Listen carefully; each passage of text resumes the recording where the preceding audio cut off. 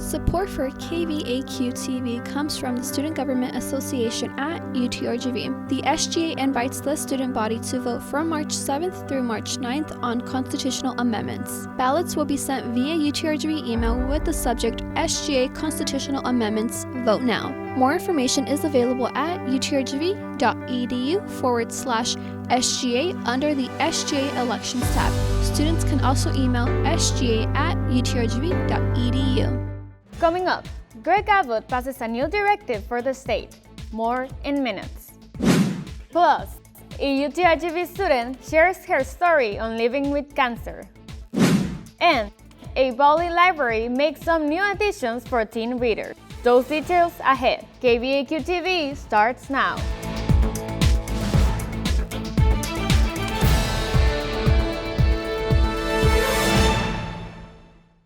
Hey there, vaqueros! Welcome back to this semester's 7th spring edition of KVAQ-TV. I'm Alba Cantu, and at the top of the hour, Governor Greg Abbot recently issued a new directive on transgender children. Jessica, what does this directive say? Alba, Governor Greg Abbott announced a new directive on February 22nd to report any transgender minors to the Texas Department of Family and Protective Services.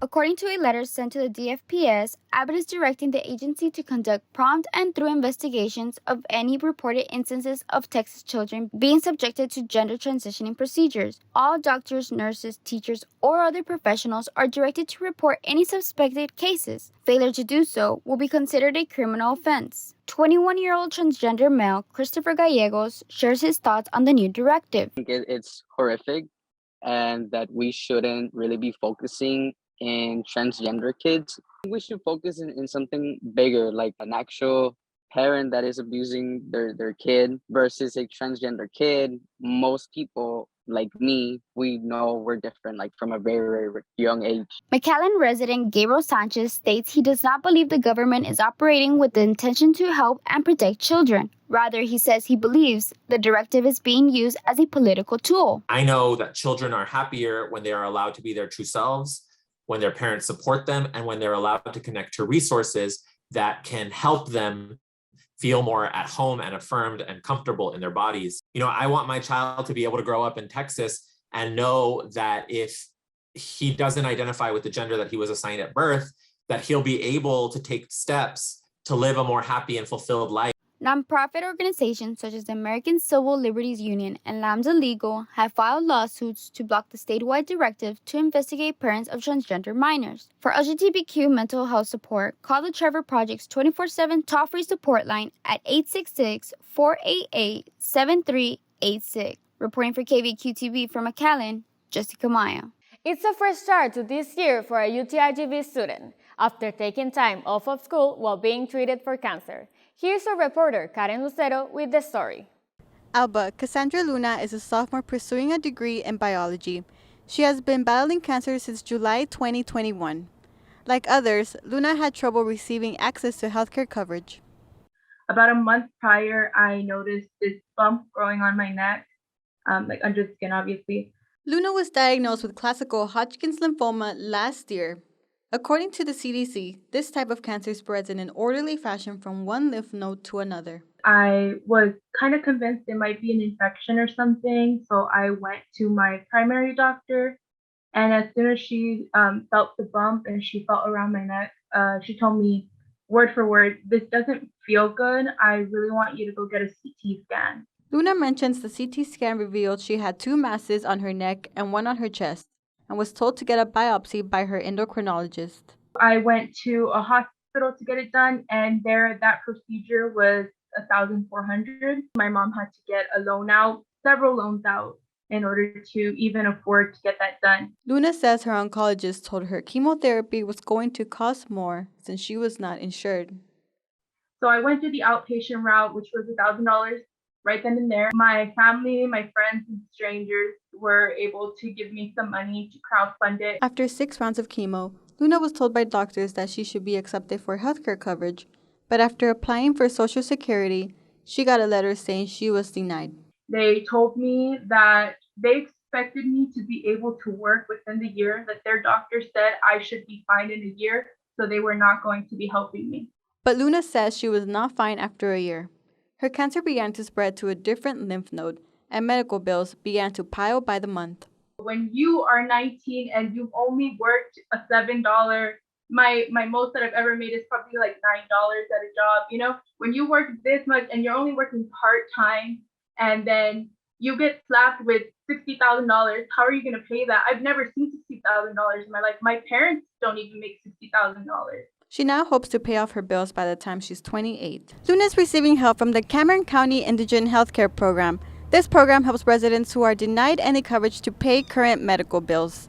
She hopes to go to medical school after college and become an oncologist to help others going through her situation.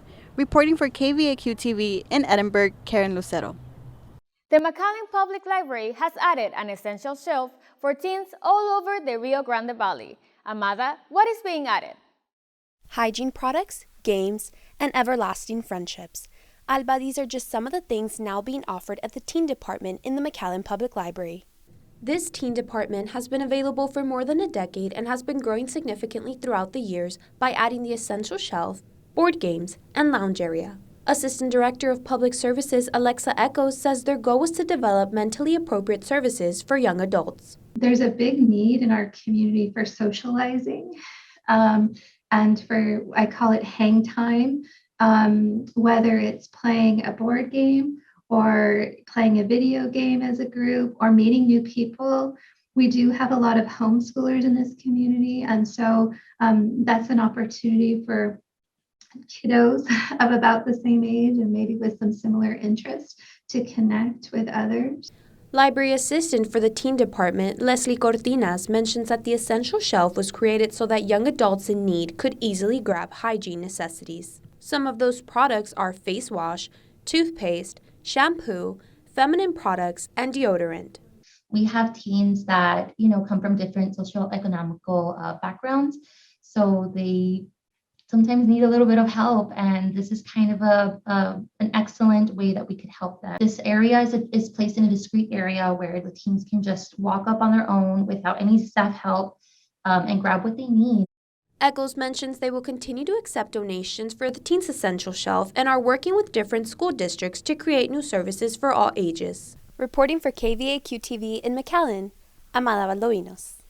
Student Rights and Responsibilities is inviting UTRGV students to kick off spring break with a luau. This event is open to all students with music, games, and free food, starting tomorrow, March 8 on the Bronzeville campus and Thursday, March 10 on the Edinburgh campus. For accommodations or questions, call 956-665-5375 or email srr@utrgv.edu. UTRGV welcomed Lana Condor as the third distinguished speaker for the 2022 academic year. This virtual event took place last Wednesday for all students via Zoom. Lana Condor spoke about body positivity, using self-awareness as a tool, and being a representative for minorities. She mentions that films that mirror the world we live in are successful. The world does not look one way, period. It makes me feel like I feel seen. It makes me feel like I'm being represented well, just as an audience member. Cindy Mata Vasquez says she believes that having Condor come in during Women's History Month is an opportunity to hear from a minority in an industry mostly run by white folks. What made it stand out for our students was that, one, she was a woman of color. She was young, and so she's still up and coming in her career. And our students felt that she would provide a great message for the students. Vasquez mentions that students can email student activities and suggest anyone they are interested in seeing as a distinguished speaker. For more information, you can email studentactivities@utrgv.edu or call 956-665-7364. The Civic Engagement Alliance is collaborating with the Student Union, Center for Student Involvement, and Campus Activities Board to host the first International Women's Day Luncheon, I Am Women. UTRGV students will have the opportunity to eat lunch and chat with Veronica Gonzalez in the Bronzeville campus and Dr. Dalia Guerra in the Edinburgh campus. Students will be able to learn more about gender roles, culture, and societal expectations in the lives of women. To attend, RSVP on the Civic Engagement Alliance billing. UTRGV Alumni Relations and Friends are hosting a Grad Bash as a part of Grad Week activities. Grad Bash is an event for students to stop by and check in with university departments to prepare for spring graduation. The event will be held on the Brownsville campus today and tomorrow, March 8, and on the Edinburgh campus Wednesday, March 9 and March 10 from 10 a.m. to 2 p.m. Some of the activities available for students are opportunities and support for after graduation, free professional headshots and a chance to get your resume reviewed, win prizes and UTRGV alumni swag. Justins will also be on campus until 5 p.m. every day of Grad Bash to order class rings. For more information or special accommodations, contact Alumni Relations at 956-665-2500. Email alumni@utrgv.edu. That's all for today. Make sure to watch us at noon every Monday on Facebook, Instagram, and YouTube. You can also grab a copy of the Pulse magazine at stand locations of both campuses. For KVAQ-TV, I'm Alba Cantu. Stay safe, vaqueros!